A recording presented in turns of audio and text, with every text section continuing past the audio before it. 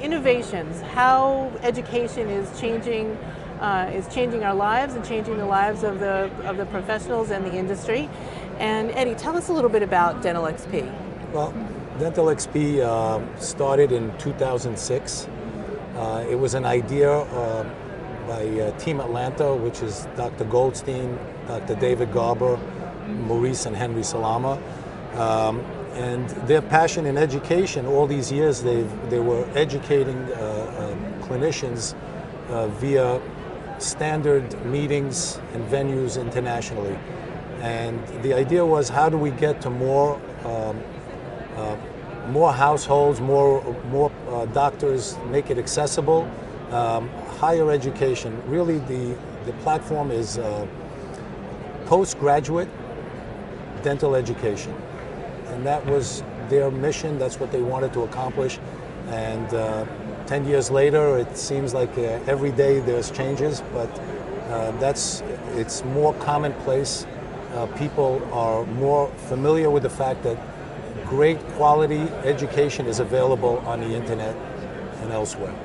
It's interesting because there's so much intensity in education during your in dental school, right? And then you graduate, and so with the changes in technology and it's happening so fast, I think it's becoming more and more important postgraduate to stay up to speed on the latest innovations, and having a platform like Dental XP, I would imagine, is something that is extremely important in that effort. You know, Dental XP does both online, live courses.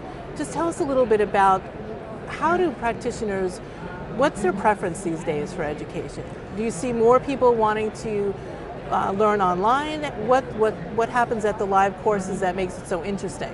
It's an interesting question in that when we first began Dental XP, some of the pushback from the standard societies, academies, universities was that this would hurt their business model, that we would be competing with them. But in essence, what it's created is even a larger demand. The fact that doctors now know that education is accessible and it's at their convenience, they're able to self-educate, and they're able to then also follow the educators, the speakers, the presenters, the key opinion leaders that they want to model their careers after. So really it's opened a big door for global presenters to make their way into the US community and to be known by them, but at the same time also to have the accessibility at their convenience to get to know a larger pool of presenters. What this has now created is you fast track it 10 years later, 12 years later, and there are more meetings now than ever. So why is that? If online education was going to actually hurt the live events, why do we now have people complaining there's so many live events? And the reason is that you've created a greater pool, a greater interest.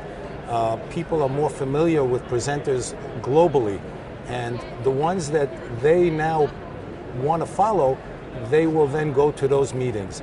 So what you've had, where years ago you've had just a few academies that had meetings, now you're able to go to the meeting that you want with the speakers that you want as it is available to you. And so it's actually increased the potential and increased the number of people going to meetings. Yeah. The online accessibility has done that. It hasn't hurt it, it's actually helped it.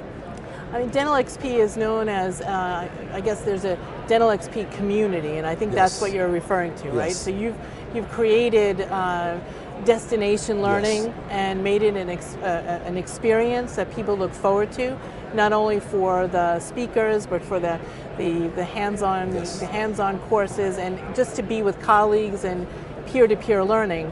I learned that XP stands for expert. Yes. That was something I just recently found out. But tell us more about the community that's built around XP. So about 6 years after we started, where it was just purely online platform, we wanted to undertake like a proof of concept and see, hey, is there anybody out there? Is there really the virtual world? A lot of even the manufacturers, a lot of the doctors, you know, they hear all this accessibility online, but unless you're able to prove it, are they really out there? Is anybody really watching? You have metrics, you have Google Analytics or what have you, but we said let's create a meeting and see what happens. And much to our surprise, the first meeting we ever had, we had over 500 clinicians from over 65 countries. And what that proved to us is that, because really Dental XP is not an academy, it's not a society, it's not a manufacturer, it's not a university. How was something that is an online presence, we're able to bring 500-600 plus members to a destination? The first one was in Vegas at the Cosmopolitan. And what happened at that point is that we realized that they are out there, they are viewing the content, and they were more interested from a global footprint perspective. A lot of times the academies in certain countries keep inviting the same speakers over and over. We have a motto where we're always inclusive, we're never exclusive. So for us, we bring doctors from Brazil, from China, from Tokyo, from all over the world. And what has ended up happening, why we were able to continue these meetings, and now we call it a community, not an online platform, is because the doctors, it's almost like an alumni. They come to meet each other, a reunion. They come to the meetings not only because they know they're going to get top education, but they create relationships that last beyond it. So that's why we like to choose the word a community as opposed to just an online platform. Well, I know for companies like Henry Schein, where we are committed and focused on providing practitioners with everything they need to help operate a successful practice, education is extremely critical to that commitment. And so having participated as a sponsor, of course, in Dental XP, we see the value in supporting organizations that are helping our customers to optimize use of the technology, clinical, business, and supply chain solutions that we actually offer. So it works out well, and I'm sure you get that kind of feedback from some of your other sponsors and manufacturers who participate in the symposiums and other activities. It's I commend companies like Henry Schein and their commitment to education. And that is because, the truth be told, without manufacturing supporting these events, it will almost not be affordable for some of these doctors. In particular, the young doctors now getting into dentistry, they've finished with their curriculum, they've finished their programs, they got their degree, they're now ready. Those are the doctors that need to have the accessibility of online education. They can't close their practice. They can't just go to any meeting as they want. So education online is perfect for them. Also, as dentistry changes, and you know a lot about that from the Schein perspective, digital and technology is changing almost daily. When you graduate, you know what you know. Our community is lifelong learning. It doesn't end. So as new technologies come out, how are they going to learn about it if it wasn't in the textbooks they had going through school? So more important than ever is educating the postgraduate doctor, and more important than ever is to make things more accessible, more efficient, because, as you know, these days students are coming out with big loans.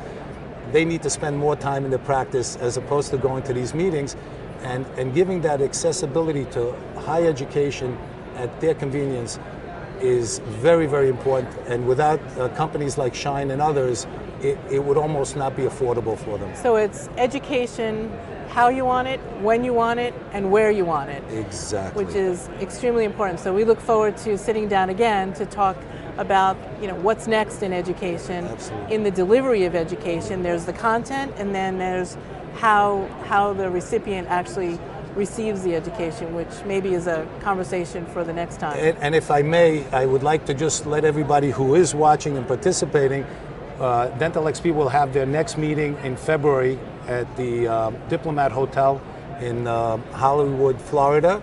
And for anybody interested, just go to www.dentalxp.com.